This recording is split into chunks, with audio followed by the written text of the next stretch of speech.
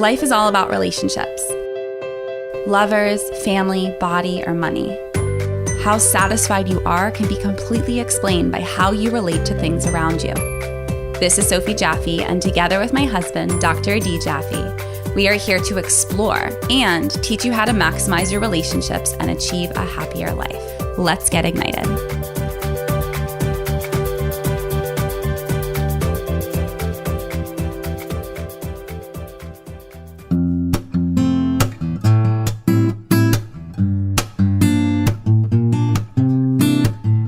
This episode of the Ignited podcast is brought to you by Philosophy Superfoods. The Philosophy offers cleanses and other nutritional products that are unlike any of the other supplements and detoxification programs on the market. Why? Because they actually nourish the body with whole, live, nutrient-rich foods instead of depriving you and leaving you hungry. Have you ever tried a cleanse only to find out that you can't make it through a whole day because you're starving? Ever try a superfood shake that made you nauseous because it was so disgusting you'd rather not eat? The Philosophy fix all that with a simple set of offerings that load up your body with nutrients while actually tasting good. Makes sense, right? Each of the Philosophy superfood and protein blends is vegan, raw, gluten-free, and has absolutely no filler ingredients. With over 15,000 satisfied customers, including some of the world's biggest celebrities like George Clooney, Gerard Butler, Lea Michele, and over 10 years of experience, this is the best stuff you can get. To buy some or find out more info, go to our website, thephilosophy.com. Hello and welcome to this episode of the Ignited podcast. I'm Adi Jaffe. And I'm Sophie Jaffe. And this is a week after the new year. Yay. 2019 is in full swing. Yep, let's do it. Hope you guys have been able to kind of, do you say rub off the cobwebs? What do you say about cobwebs? Like brush them off? Yeah, brush them off. What do? You guys always make fun of people who screw up idioms, so I don't want to mess this one up. I don't know that there is an expression about cobwebs. I mean, yeah, like, sweep them? Sweep them away. I don't really know. I don't know. I've spent too much time on this. I don't know the expression. Do whatever it is with cobwebs you do around cleaning and hopefully kind of... Yeah, those kind of sneaky corners, piles of stuff, both metaphorically and physically. I feel like this, literally like right before Thanksgiving to New Year, it's kind of a weird period for a lot of people.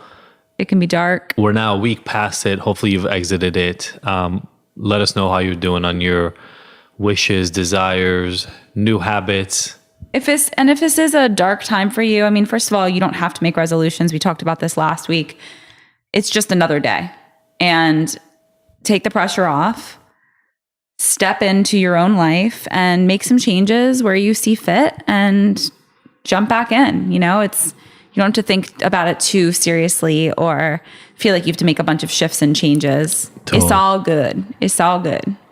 If at first you don't succeed, try again. Yep. As it goes. We have our review of the week. Hit it up. If you will. From S. Doers. I think that's how she pronounces it. The title is just awesome, which I think is awesome. And 5 stars, and it said, "This podcast is fantastic. I found it and have been plowing through the old episodes. They are so real and open.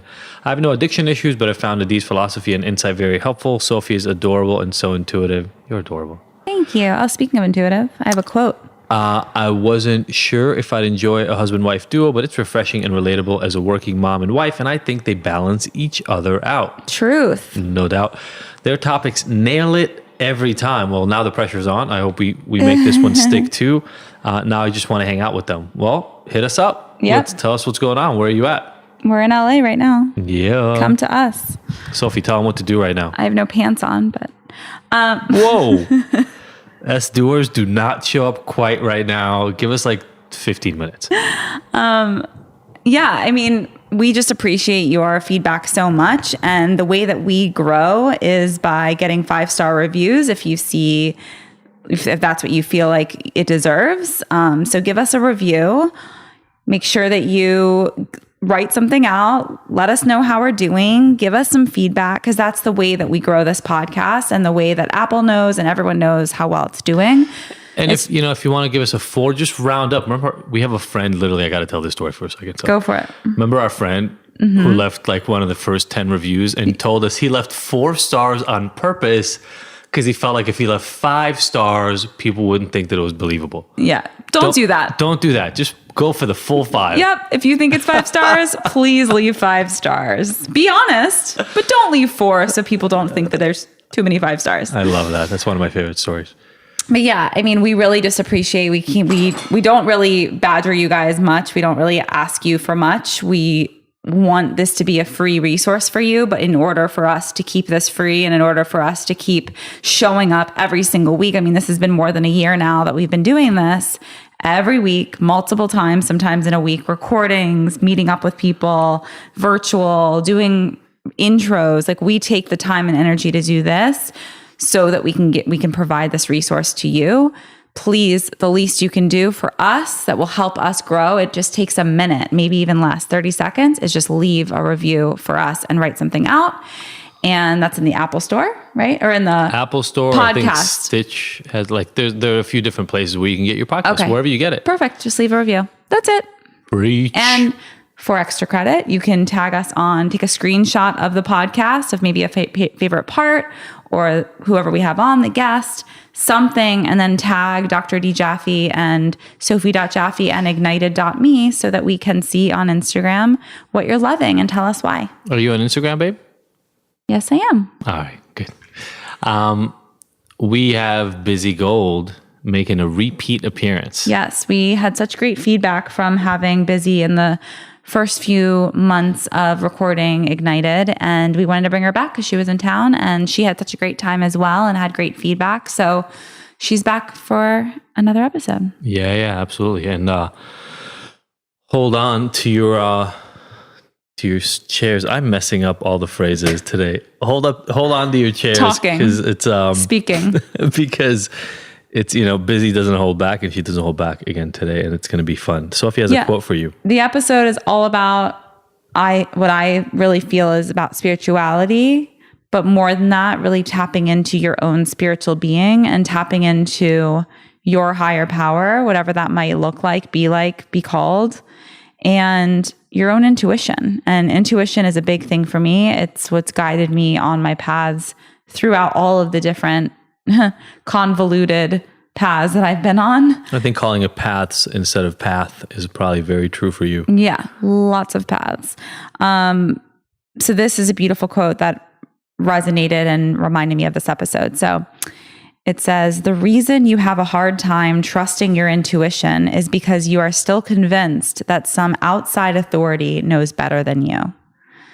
And Miriam Hasna said that, and I just think it's so profound. Stop looking outward. When you're trying to look for answers, look within. Your body will tell you, your soul will tell you, your spirit, it will come through you. You will start to see the answers written out in the clouds. You will start to see certain signs from your spirit guides, from your angels, from nature, from a bird. You will start to see it. And the more clear I get and the more focused I get on receiving messages, the easier it becomes.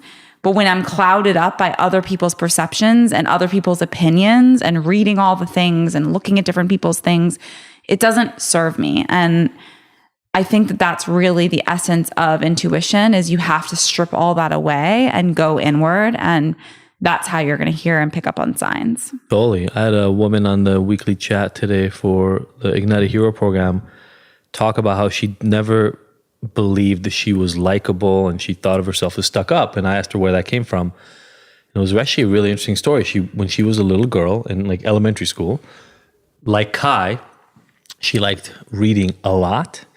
And apparently she liked reading books that were kind of above her grade in school. And she said that she grew up in a small town and kids didn't really like that. And so they made fun of her for it and said, "Oh, look at blah, blah, whatever her name is, trying to act all smarter than us." Mm-hmm. And I made her stop for a moment. I said, "Okay, now you told the story and I get how that feels from you from back then. But pause for a second, and as your adult self, is a kid reading at an advanced level something that makes them stuck up and bougie?" She goes, no. I go, then pay attention to how you've been carrying that story with you Absolutely. for like 30 years at this point. Yep. And it's exactly like you're saying. It wasn't, when I asked her how it felt at the time, she just felt curious and excited and happy to read, but other people made it not okay. Yeah.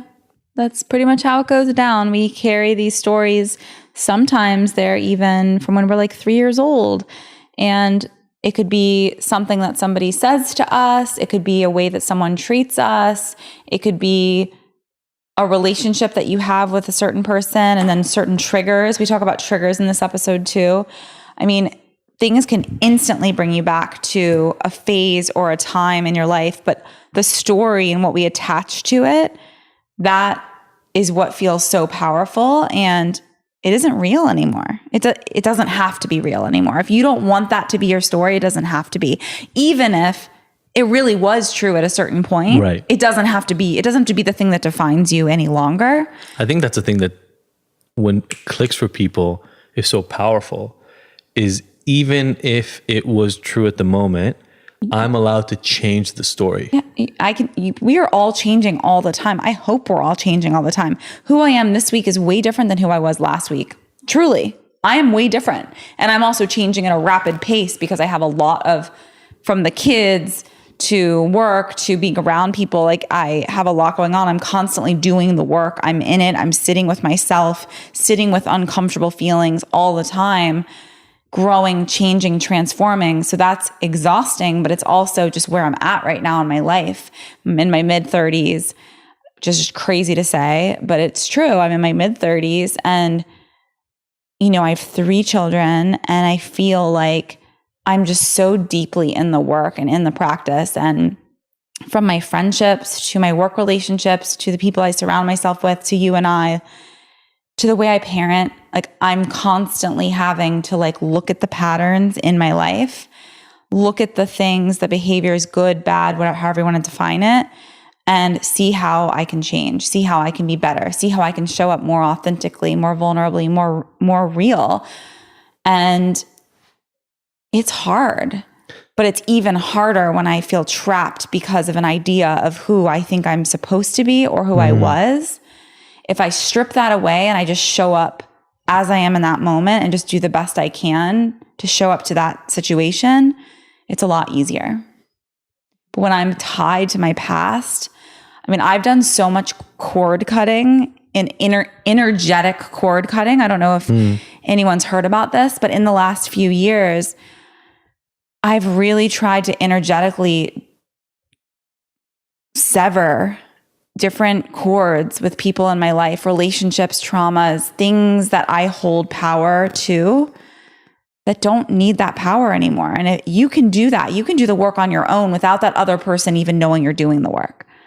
And it will lighten your load. It'll make it so much easier. Like, what's an example? Give people an example. For example, I, for the past 30 years, have carried a lot of weight about my mom. My mom and I have a lot of issues, especially from when I was 15 to 30, things were not good between us.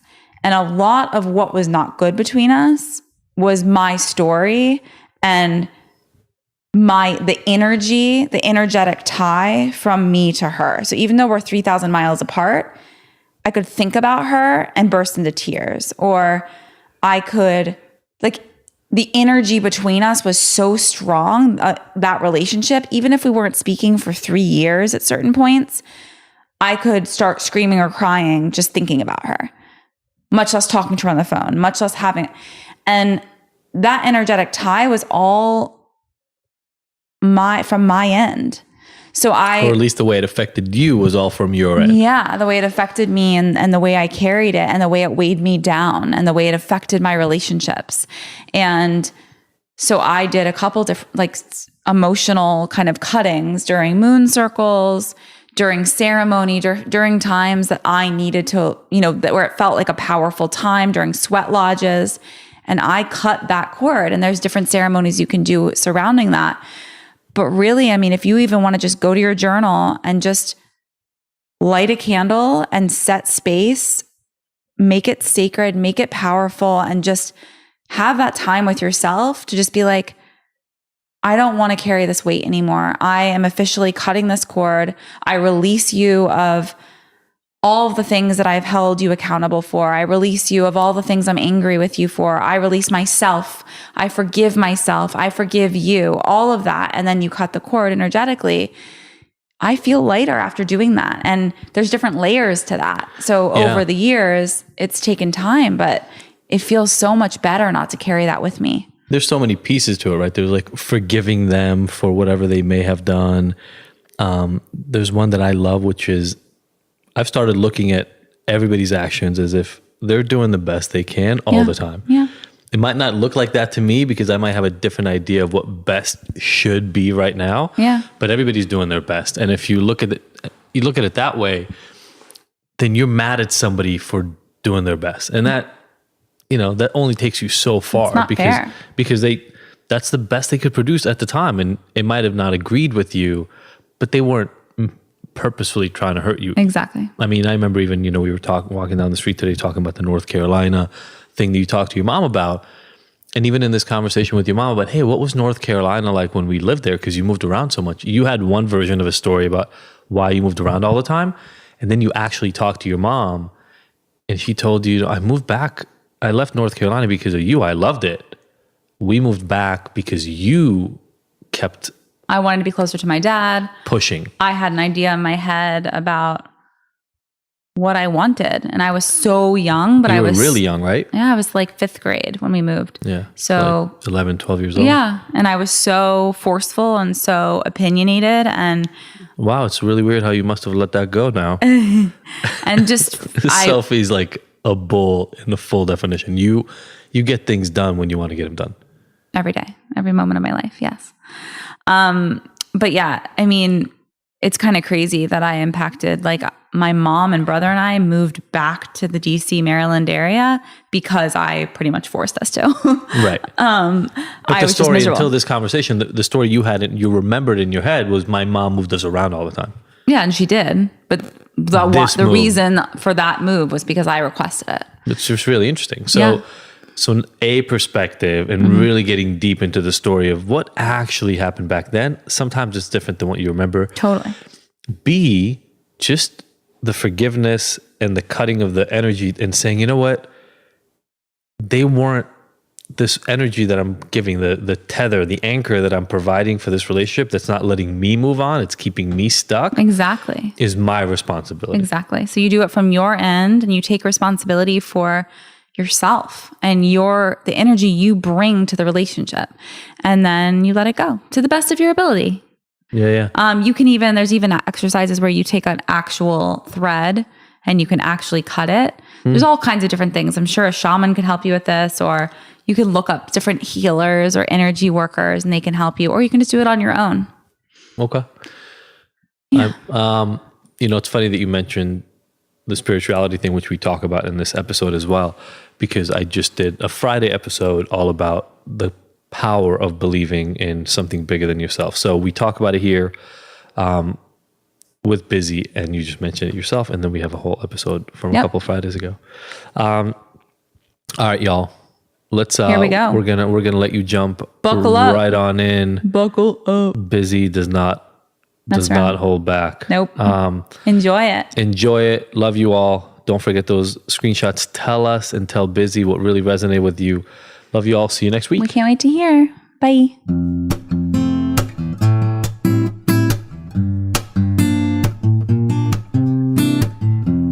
This episode of Ignited is brought to you by Four Sigmatic. These guys make some of the coolest mushroom-based powders on earth.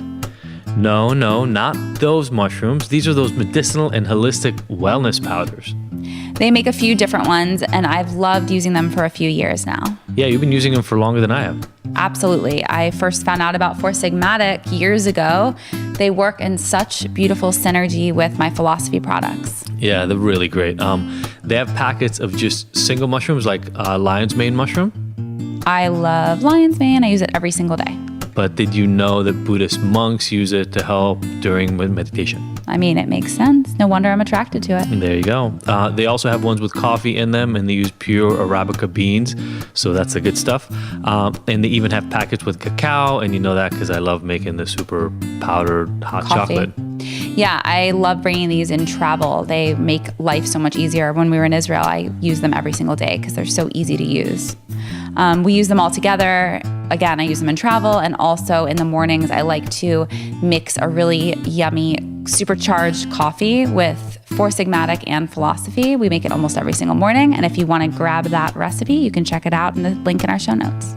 Seriously, if you want to superpower your life with these magic mushrooms from our friends at Four Sigmatic, just head over to foursigmatic.com/ignited. That's IGNTD, and use the code IGNITED at checkout, and you'll receive 15% off of your entire purchase. Such a good discount.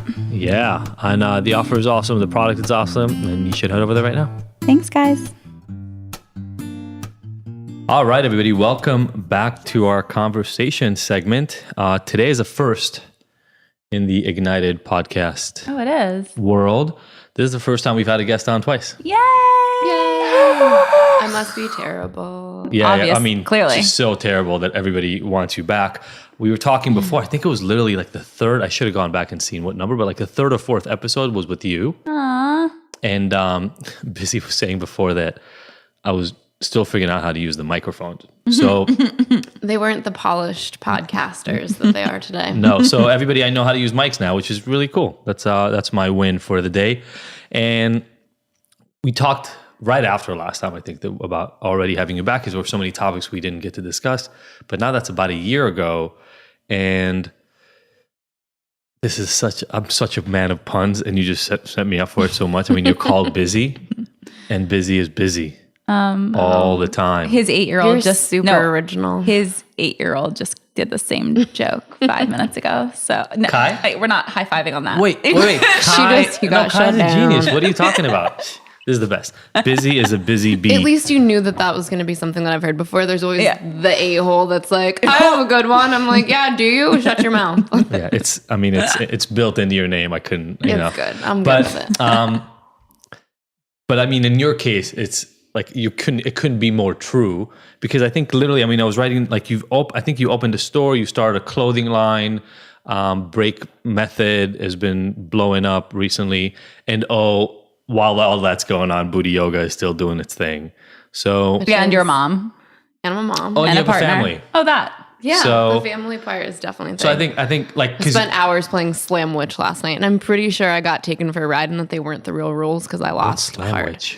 It's like, did you ever play? I feel like it was called Slapjack when we were little. You know, where you had to like keep flipping the cards, and then when it's a jack, you got to slap the pile. Anyways, they devised this game called Slamwich, where instead of it being regular playing cards, they're different pieces of a sandwich. But whenever you flip a person, you have to like be the first one to slap it down. Anyways, these are the rules as told to me by my 4-year-old. So I'm pretty sure I got taken for a ride. He beat me every time. That's hilarious. So cute. And yeah, I mean, we were talking a little bit before, but I feel like our audience is going to want to hear this conversation. And even in the prep for this, we were talking about a lot of really deep topics. So I think last time we talked a lot about trauma. We talked a lot about overcoming that and finding your voice in the middle of all of it and creating this world. Tell us, you know, I feel like Break Method has been this thing that you've been really focusing on for the last year from what I've been seeing. Tell us what's up. So Break Method I've been focusing on for probably a bit more than a year, except it's been about a year that I've actively tried to minimize my professional bandwidth going to Buti and really tried to focus more on bringing a solid team in there so I don't have to do as much with the day-to-day. So I'm able to really direct all of my mental capacity into Break Method, which is, I think, why it's grown so much more over the last year. I started channeling Break, honestly, in 2014. And I actually hid from that for a while because people would be like, how'd you do it? And I didn't want to have to one day be like, well, one day I started hearing narration. P.S. Everyone run away from me now. So I kind of hid from that because I didn't want to have that conversation with people. I think at that point I was likely still thinking that I would be judged for being in that position. And I knew that... Sorry, I'm going to ask you to dig in deeper. Like, just explain the whole thing to us. Yeah, like what What were you? How was this coming to you? What were you dealing with at the time that it was coming to you, etc.? So I say this in jest, but it's pretty accurate. I think every single business that I've created, I needed personally first, and through meditation or whatever anybody wants to call it, their connection with God, prayer, meditation, whatever that connected time is, I'm able to request what I need. And I actually have always had the gift of seeing it built into completion in the future. And then I have to figure out how to reverse engineer it. So same with Buti, same with Golden Ratio. I even will see the whole logo and the branding complete in the future, and I'll see where it is able to go in the future. But then I have to deal with the frustrating part of building it from scratch and then getting to that middle place where you're like, damn it, I know how cool this is going to be. And it's just still like a hamster wheel. So in that way, I think all my businesses have kind of come through in that type of way.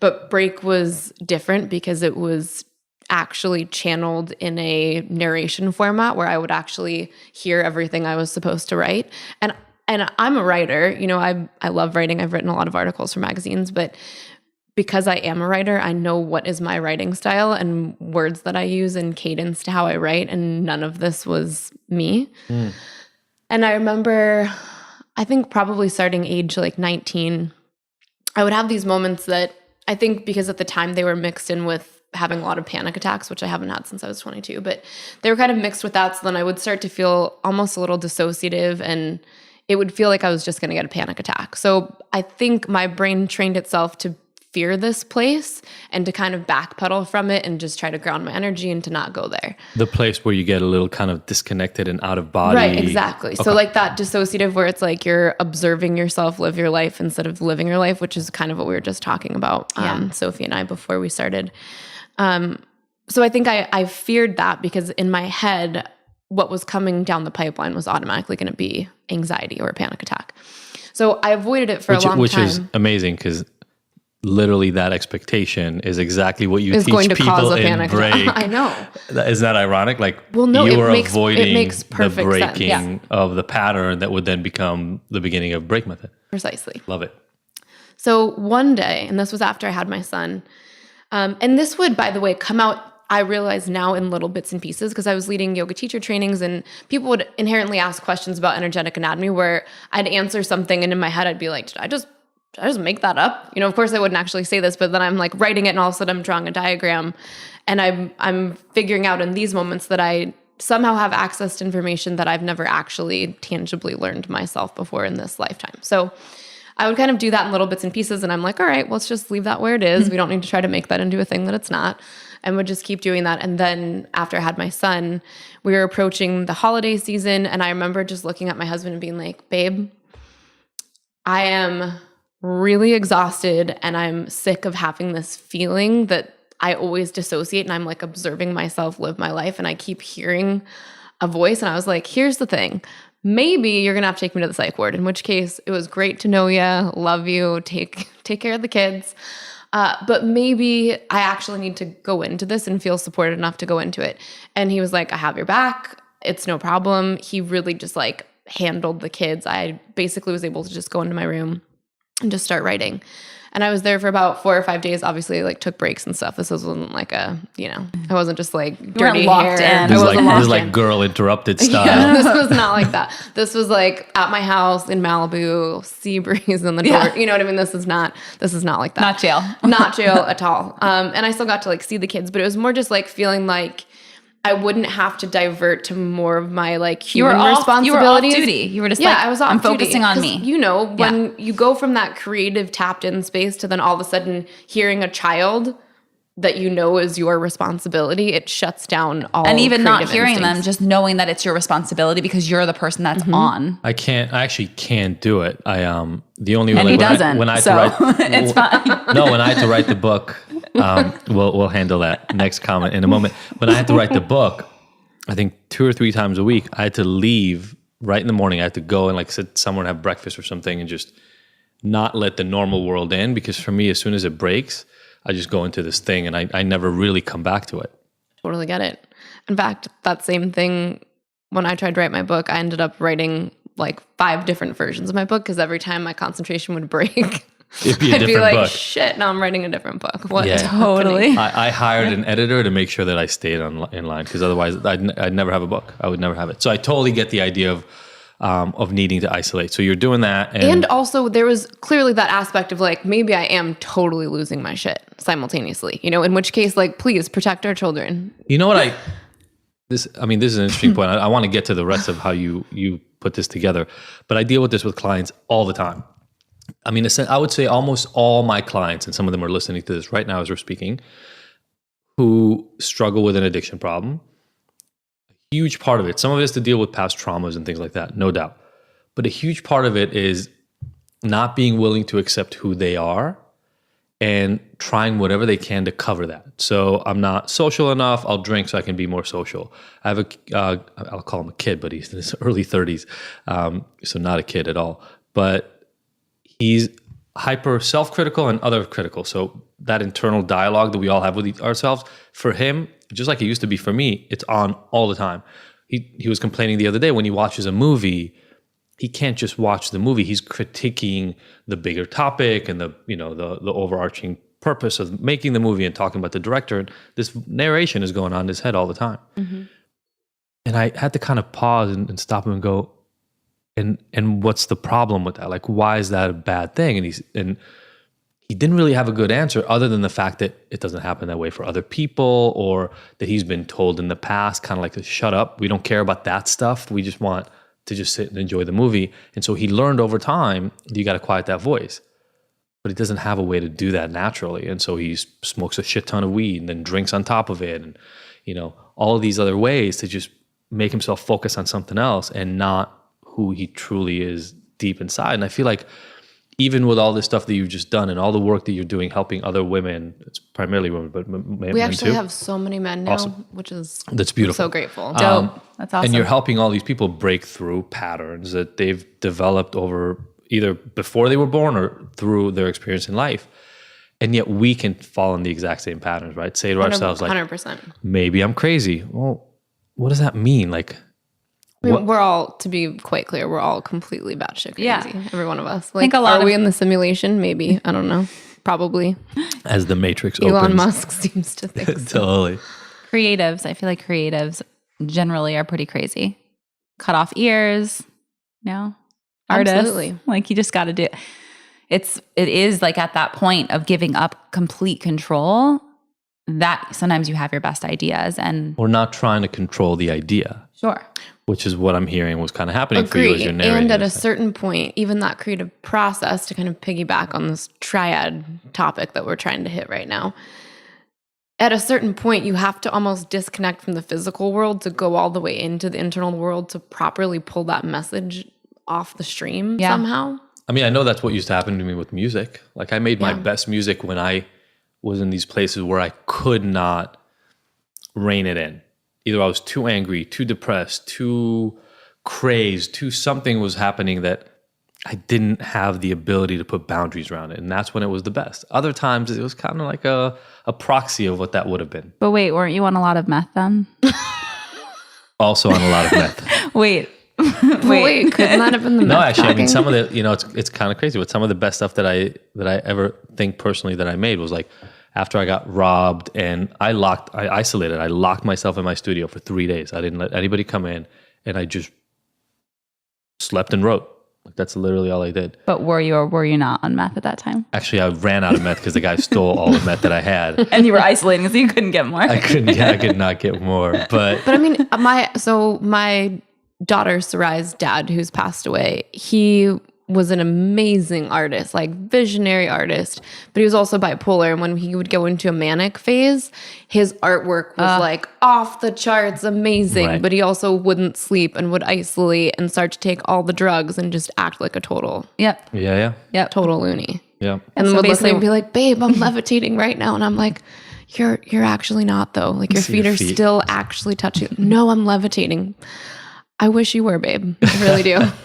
We'd be onto something. I know. If you were, I would want you to just teach me how to do it so that we could all levitate together. So you're in Malibu and you're isolating to do this thing So and to let this come through you. I at this point, my biggest fear, I think, was letting go of control and then putting my kids in a precarious position. So knowing that my husband was on board, and also that my husband, I think it was the first time I was able to really give voice to what my internal experience was, because I had it for such a long time and knew exactly how I would describe it. And at the time I should say, that it would happen, people would always be like, Bizzie, are you okay? You seem really quiet. And I'm like, damn it, act more normal. In my head, I'm like, stop acting quiet. Because I couldn't really figure out why I wasn't myself. So I was like trying to pretend like, am I doing it right? Am I being busy enough today? At least people tell you that you're being quiet. I feel like when I isolate, I just isolate. Yeah, so I wasn't actually like physically removing myself in these situations, but I've always had careers where I've had to be relatively social. So it'd be clear that I would be like busy, busy, busy, busy, and then a much more quiet, withdrawn version of busy, busy, busy, busy. So I think at this point I was in a position where all my bases were covered. I'd finally articulated what was going on in my head to my husband, which felt good, because I'm sure there have been plenty of times in our relationship where he'd probably been like, is she mad at me? Does she hate me? Meanwhile, he doesn't even realize that I'm, connecting to some other world, and it has nothing to do with him whatsoever. But everyone wants to make all problems that exist in their environment about themselves. Which, by the way, my world does, if you look through my eyes, my world literally rotates around me, you. right? And so I think that's probably some of the hardest thing for people to do is move themselves outside of that point of view. Totally. So got down to the nitty gritty, started letting this voice come through, and it was so familiar. And I think as I've been doing this more and more, and I've become more comfortable with teaching from this place, because also in the same way that I originally had to go into that space and realize like, oh, the reason that I feel like I'm all of a sudden observing is because there's almost another aspect of me that's taking over to do the writing, which is why it felt like there was all of a sudden this separation. And then as soon as it was done with whatever information it had to get across, then I'd be like, now I'm back. So it actually expedited the feeling that I was having before, because I would go into fear and I'd worry about it, and then because I wouldn't ever be able to get the message fully through, it would just last and last and last, basically until I would imagine that aspect of me was like, well, we're gonna give up on this bitch today, like this is not gonna work. So it actually ended up expediting the process, where then I'd like get something out, I'd look it over the next day and be like, oh my God. And it was like learning it for the first time, because every single time something would come through, as I'd look at it, it would be nothing that I had known previously the day before, again, in a tangible way. But as the voice was coming through more and more, I realized that it seemed, and I think I described it for the first way this way, maybe like 2 weeks ago. It's almost as though I'm able to channel this message from a group or a civilization that currently uses this method to live all of their life. So it almost comes from a place where I don't even feel like it comes from an educator standpoint. It's more just like, it has this feeling in my gut of like, yeah, everyone where we live knows this shit. Pull it together, Earth, That's funny. This is like a Arrival kind of shit, right? Kind Do you of, ever see yeah. Arrival? Yeah, I've definitely seen Arrival. Okay. So it almost, again, it doesn't have that sense that like, whatever planet or starseed or whatever the F I'm somehow bringing this through from, it doesn't feel like it has some sort of like authority complex. It really just feels like this huge call of like, where I'm from, everyone knows this, and we live in harmony in a self-regulating utopia. You guys can pull this shit off. Stop fighting with each other. Pull it together. Number one step is to understand what made you who you are and how that dictates how you're perceiving the world, and therefore hiding potential possibilities for the future. Fuck, I was watching this documentary. I went to Shape House today, and shout out to them, by the way, and I was watching this documentary about, have you ever heard about this 14-year-old pseudo-transgender boy in Oxnard who was shot in school? We'll put the link to the documentary, but it's essentially about him. And for those of you that are listening, I shook my head no, but also looking like, tell me everything. Yeah, it's insane, because what this documentary does really well is not demonize even the kid who shot him, and just walk you through that kid's life, both these kids' lives, and how they ended up in that point. And the point you're making right now is, if we had that respect for one another, for me to look at you and say, whatever disagreements we have come from our shared history, from our culture differences and all these, but you are a human, and there's a reason why you say the things you say, feel the way you feel, see things the way you see them. And if we just started from that point of respect in every interaction we had, this world would be completely fucking different. Completely different. And in fact, this morning, just when I was on the airplane board, I used that question feature and I said, what is the most, I don't remember exactly how I phrased it, but something like, what's plaguing our civilization the most right now? What's needing to change the most? And somebody said the lack of empathy. And the initial response that started coming through to me as I was writing a response to that Instagram story was that, unfortunately, just like you described, it's hard to have empathy when you keep getting activated into victim mentality, because victim mentality puts you in a position where someone has to be right and someone has to be wrong. Someone has to be the aggressor. Someone has to be the predator. And that's actually not the case. And that type of dualistic thinking is what prevents us from ever getting to a place where we are actually a empathetic, self-regulated society. We can't evolve. Right. You can't evolve if someone has to be right and someone has to be wrong. We have to get to a place where we're able to see that we're so connected to each other that even as someone is intending to do you harm, you realize, I always teach it like, imagine that we're Siamese twins, right? And I grabbed someone in the audience when I was giving a speech once, and I was like, we're Siamese twins. Imagine if I do everything I can to eat healthy, I meditate. Meanwhile, this bitch over here that's attached to me literally is like smoking cigarettes, doing cocaine, and eating shitty food. I'm much better served by helping lift her up because we are sharing a nutritional source. Exactly. Than to just keep getting mad at her and think that she's trying to physically harm our body. Because no matter what I do, we're always going to be harming the collective that way. Love it. I love it. And I mean, so that's within one person. And then if we expand that to humanity, I'm doing this podcast tomorrow that is kind of 23andMe is connected to it somehow, and they put out this research. But if you've watched anything around genetics, you know that we are in the high 90% similar. All humans, every single human on Earth. By the way, along with a whole slew of fucking animals, but we are in the high 90% in terms of the similarity between ourselves genetically, and we spend most of our lives focusing on the little differences that make us different instead of always coming to it first with, hey, we're both humans. Or all of us are humans. And, it reminds me of Sophie. You and I used to talk about this in neuroscience class all the time, the class that we met at, which was... Did you say Norse? Neuroscience. Oh, I was like, that sounds in the Norse class. I was like imagining some sort of I'm a quarter Norwegian. I know, that's what I was... The Norse class. Why not? Norse science. They do things differently up there.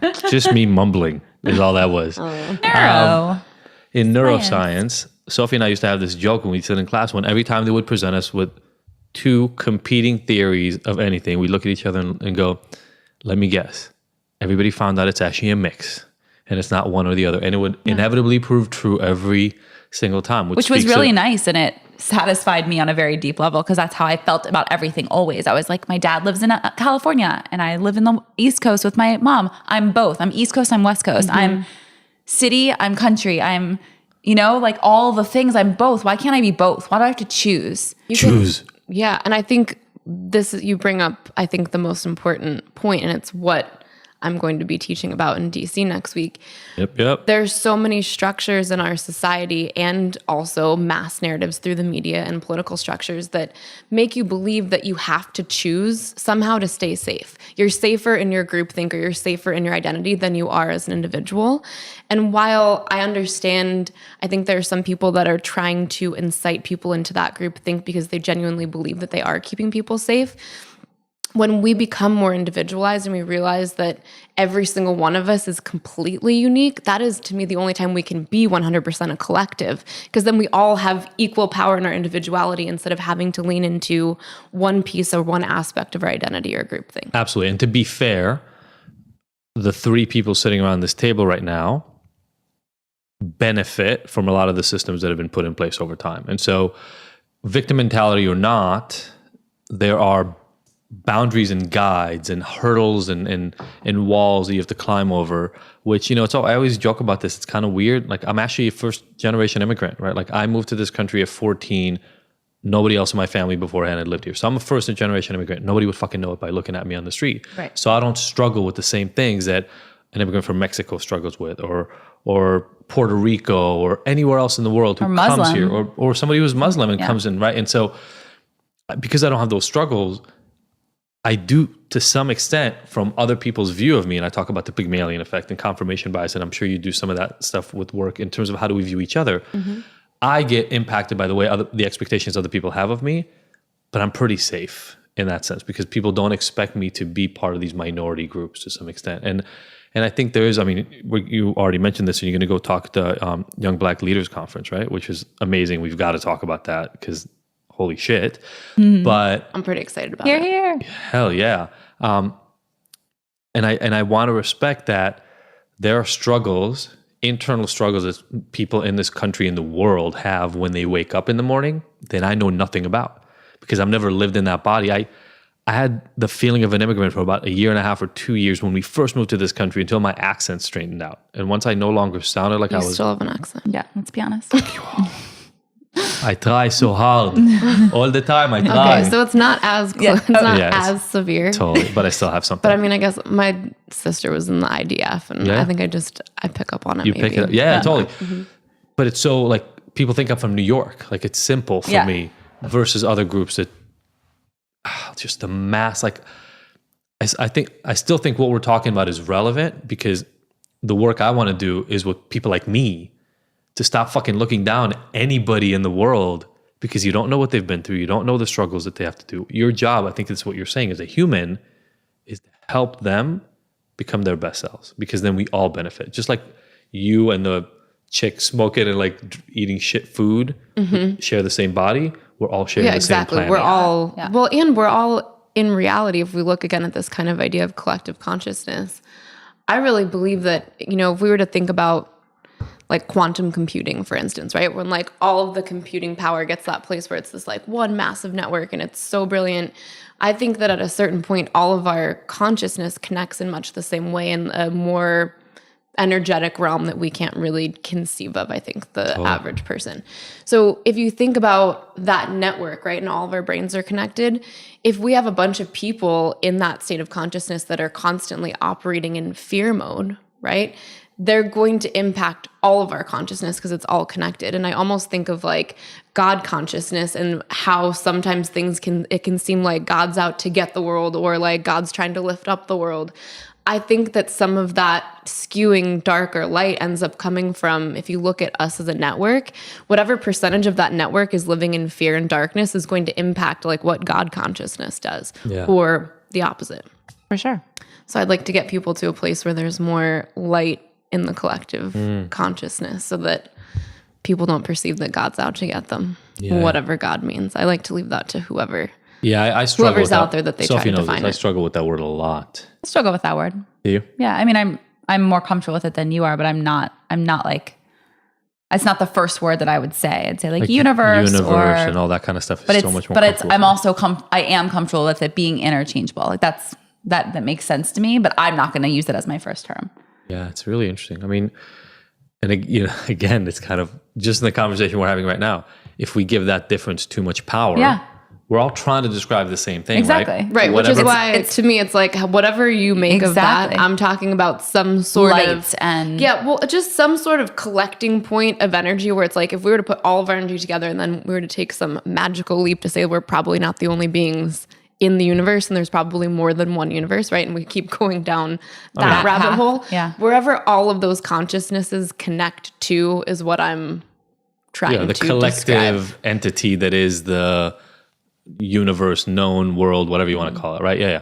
And by the way, I mean, I think had I been raised Christian or something where I believed that God, and I work obviously a lot with this in Break Method, where one of the first questions that I ask in the intake was, what was your religious belief system when you were young? What did you believe about the death process? Because for a child that believes that hell is literally a burning place that they will go if they make any sort of wrong move, that's going to influence a lot of their brain chemistry for the rest of their lives. And then probably all of the things after that where they have to then seek to move past that concept. So I didn't grow up with any of those concepts. So to me, God was never like a dude sitting up in the, like, I was raised Reformed Jewish and it was basically for like social gatherings and latkes, you know. I stayed away from gefilte. You're like, do I get to go to the Seder? That's what I want to know. I want to hang out with my friends at the Seder. And then that's about That's how we're raising our kids, just like traditions and customs. And But no, you have really deep spiritual conversations with them. Yeah. They're just not about a specific God. Sure. But you have Buddhist books out there. I'm saying when it comes to Judaism, yeah. Right, but Spirituality for sure. Religion, different. that is a teaching regarding spirituality that I think still, look, some people look at the teachings that you give as sacrilegious and blasphemous. Absolutely. Me looking at tarot cards I've gotten hate DMs from it. Yeah. It's to each their own. To me, I'm teaching them spirituality and to believe whatever they want to believe and exposing them to lots of different things. Here's the issue, right? And I think now we're getting to the meat of it, is we can be all accepting all we want. We are 3 of about 7.5 billion people or so at this point. And I think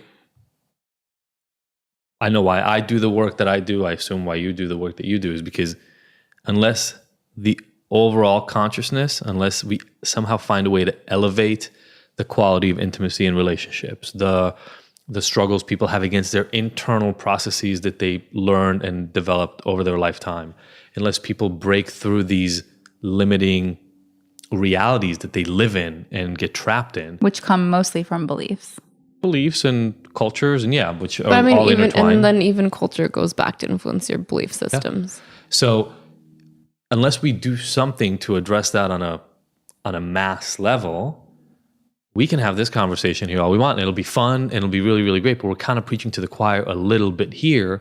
You're not going to put anybody down, Sophie, because they're Christian or Jewish or Muslim. But we know we don't have to go far. You just turn on the news, talk to some people in specific places. When we get the DMs you get sometimes about these things, we know that that's not true for everybody. And I can't wait for a day where the kind of live and let live, or even beyond that, like, how do I support you in your ideas so that you don't have to run away from me and we get to create the best world that we get to create together? I can't wait for that time. I truly hope that time is coming soon. But even one of the things that you just brought up, right? Like, the news is going to, in many ways, mirror our deep-seated fears. Absolutely. Always, right? That's how they sell things. And we already know that, especially with the advent of like reality TV, right? News ratings started slipping and they were like, oh shit, people don't care about the actual critical discourse stuff anymore. We've got to really hit them in the reptilian brain. At that point, we were all fucked.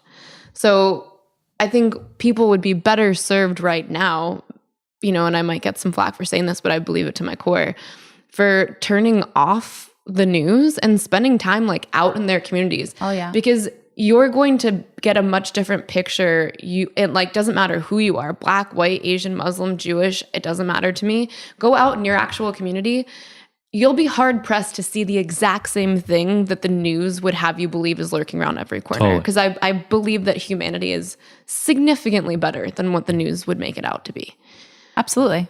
But it's really easy to let that program you and prime you to believe that is out there, and you're more likely to read into other things that are happening around you to be like, oh, that's what that is. That's what that is. Well, they're sensationalizing it for Absolutely. ratings.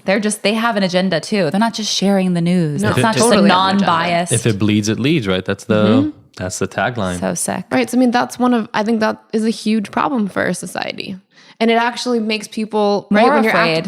then you're activated in fear, and then you cannot be logical when you're in fear mode, and which is exactly, I think, what whoever you decide that they is in these air quotes, I'll leave to you. But when we're all activated in fear constantly, we can't operate in logic to get ourselves out of this mess. And all I want to do is help people get out. And then it gets even more annoying because the reason they're trying to get eyeballs on it anyway is so that you can watch the commercials in between the stories. Right, so which like maybe have subliminal messages and shit. So you can go out and spend money so that the economy stays afloat, given the corporations that are essentially funding everything that's coming at you on TV. So in a really deep way. And then those same corporations own the news, and then it all starts over again. Yeah, exactly. So it's like in a really deep way, what I'm hearing that I think is a really good takeaway, cut off the news or don't cut off the news, but do not rely on the news to be an overall accurate representation of the world. Totally, yeah. Gather your own perspective. Exactly. Get out there and use your own senses. Yeah.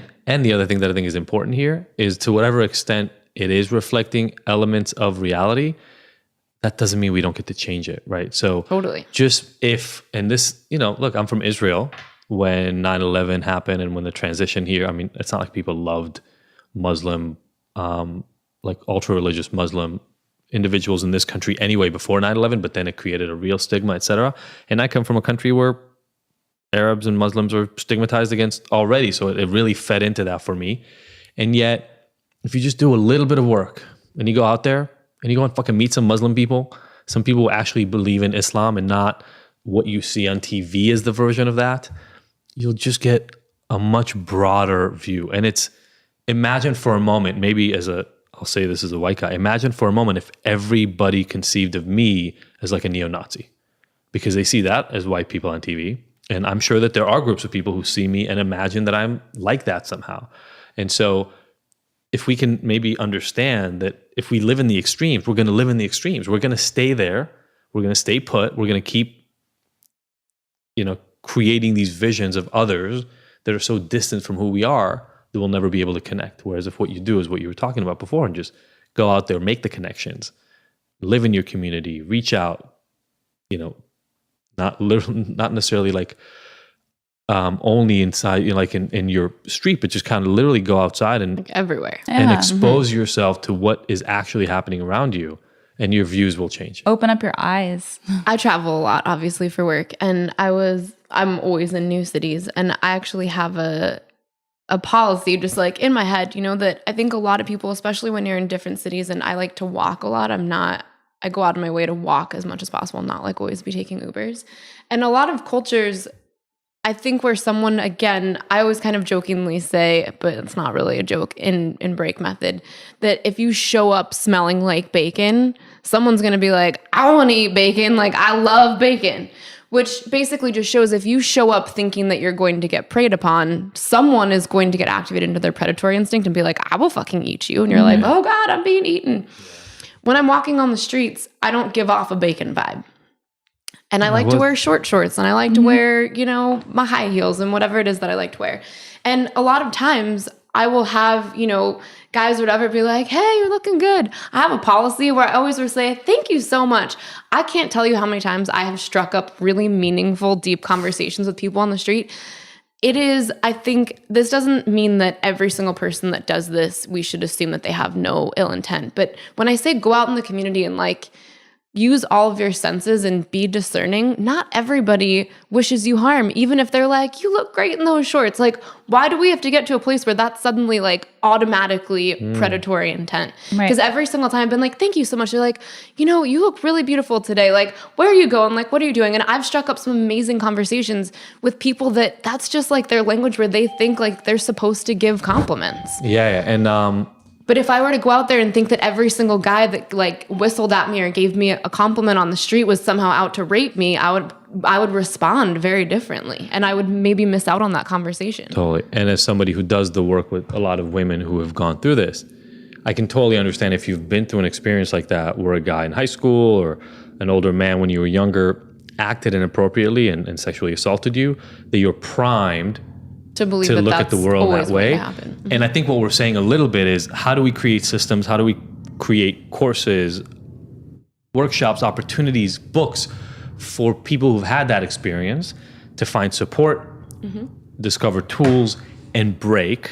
Which is and this is exactly what I teach people, because I had a really terrible sexual assault happened when I was 23 that was probably the hardest thing in my life that I've had to get over, and I've had some pretty rough things happen to me. So I understand that mindset, and one of the things that we do work with in break is real life applications for teaching you how to not prime yourself to believe that I talk about it like a science experiment, right? Once it happens to you, your brain is subconsciously programmed to label your environment in such a way where you're like, this looks like a perfect breeding ground for this science experiment. Absolutely. And then you're much more likely to label the goings on of this situation as though it were like what's happened before. Yeah, and it can get crazier, right? It can be before you go to leave the house. There's already the thoughts of, well, today looks a little bit like the day where I got raped. Exactly. The sky's about the same color. You get fed into this.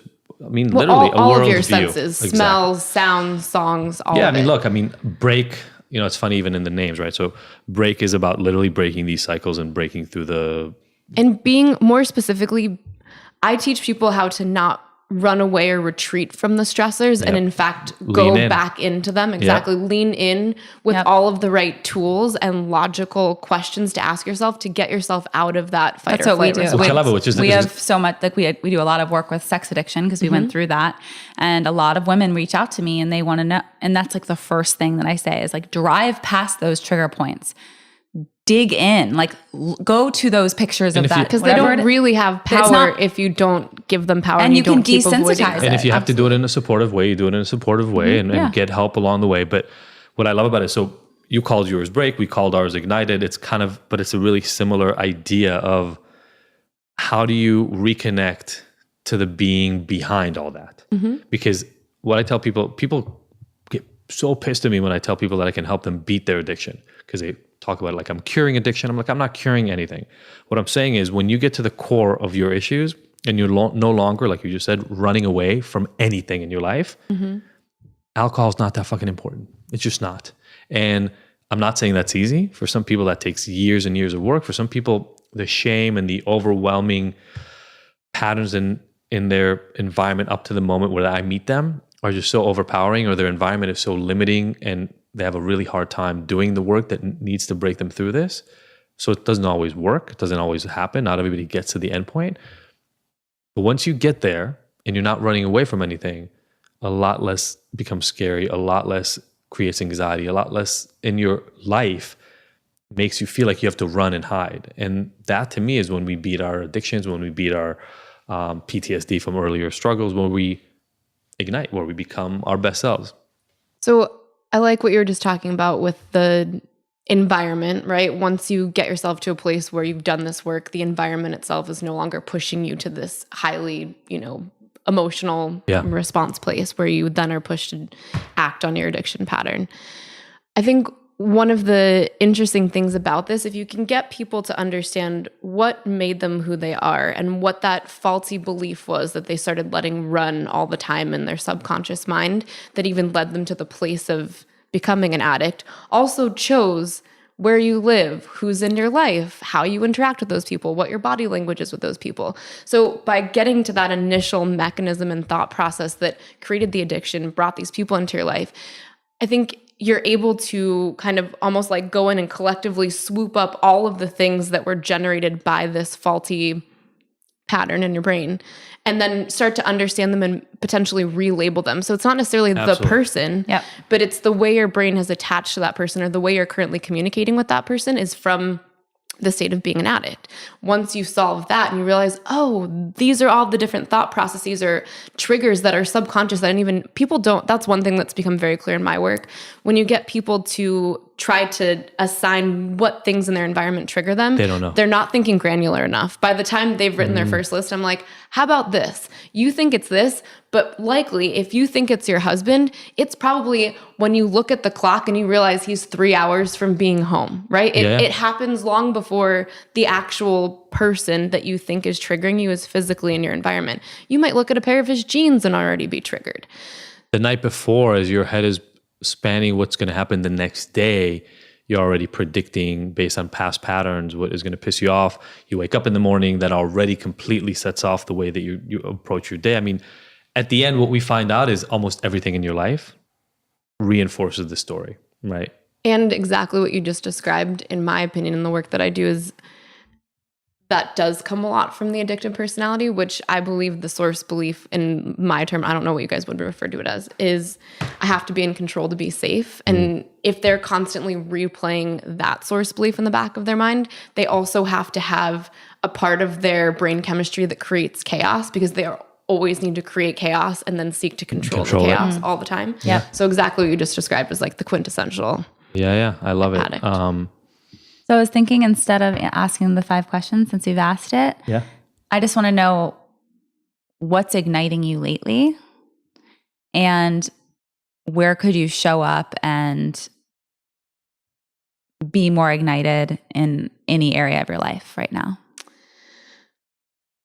I think what's igniting me the most right now is spending time with my kids. I think especially over the last, and we were even just talking about this with just being kind of at that part of life of being burnt out with business.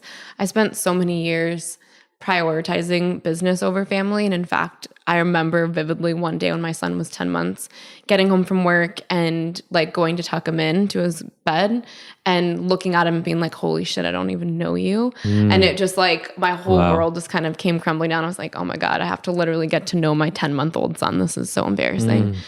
So I think that's been hitting me really hard over the last years, really being able to prioritize time with my kids, especially because my businesses are at a place now where I can be like, you know what, I can not be involved for 3 days and Everything will be okay. Yeah, nothing's going to be the end of the world. So that's definitely filling me up more because, you know, especially, you know, we're also focused on creating a better world.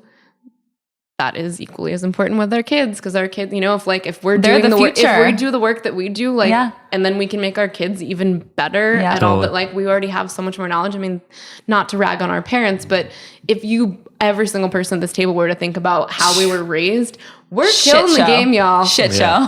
Our kids are going to be exponentially elevated. So like, we're already doing great. Our kids are going to be phenomenal. So I want to definitely keep prioritizing that, because that's, you know, I think one of the things that I want to be able to contribute to the world are kids that are conscious and intelligent and kind and empathetic, and really, I think, do view themselves as human beings and would never look at somebody else and be like, you're different. Absolutely not. That's what I want to build.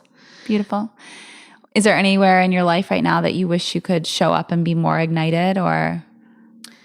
Yeah, I think at this point I'm still kind of struggling a bit with the self-care aspect, because I feel like whenever I get to the place where it's my time to recharge, that's always when I then get put immediately into the situation where I have to then potentially say no to a great opportunity to go do public speaking or to go teach. So I feel like maybe this time I'll actually learn the universal lesson that it's always going to throw something really appealing right when I'm like, I'm going to take 3 days off, you know? And then the world goes, are you really? Are you really? What if we give you this opportunity? Oh, that's amazing. Like going to DC and like going to the White House next week. Really cool. I'm pretty excited about that. I assume that is a really, I don't know, I feel like that's one of those things you never really imagine was going to happen in your life, and then it shows up and you go, oh, I did. Shit. I always knew this was going to happen, because remember, I see things when they're done. Yeah. I've always known that this is going to happen. I think I actually, on a podcast, like maybe 3 or 4 years ago, I announced that I was going to start the process of running for president as soon as I turned 36 and can start campaigning. How old are you? Boom. 33. All right. You didn't hear it here first, because apparently she said it on another podcast, but this time it's like much closer to fruition. So I love it. We'll be on your team. We'll be out there knocking on doors. Yeah, thank you so much for stopping by. I'm going to start again. a new political party. That's what we're doing. It's like not even really going to be political. It's going to be like critical thought party.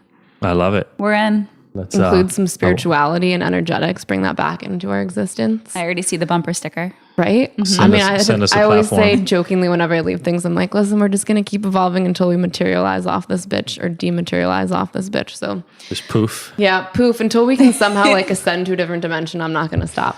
And with that, we'll have a link to Buti Yoga where you can go. And thank you so much for stopping by again. Always amazing, amazing conversations. I love the crevices of humanity we get into. And Break Method's just breakmethod.com. Breakmethod.com. We'll have links to everything. Maybe we'll ask Bizzie after if there's I don't even know what people can sign up for, so we'll ask if there's a way to give our people some special tons treatment. of stuff, but we'll do something special for your peeps. All right, I don't even know what it is right and now, maybe guys, even but it'll be in the show notes. Thing. I keep seeing like a good collab thing. Oh yeah. I mean, not like the movie Couples Retreat, but like kind of. Yep. You know, I'm down. I love it. Our own spin on it. Our own spin on it without that like creepy yoga guy. That's amazing. Yes. I love it. Yeah. Was that in Fiji? When they I think they went to somewhere in Fiji. So that down part for we'll do. Fiji. Yeah, we'll do that part. Absolutely. Hi, little baby. And Noah made her appearance. Noah's just the cutest. She'll be here for the next recording. Thank you all so much for tuning in. Thank you, Bizzie, for coming and joining us. Bye. Bye. Thank you, everybody, for listening to the Ignited podcast. We were so happy to have you along for this ride. Please go and subscribe to this. Leave us a review. We love hearing from you. And if you want more, don't forget to go to ignited.com, where all the podcast episodes are available with show notes and so many of the little details and links from each one of these interviews. And you can look at all the future events that we have going on, all the things that make Ignited so special, even beyond this recording. Again, Thank you so much for joining us. We will see you next week.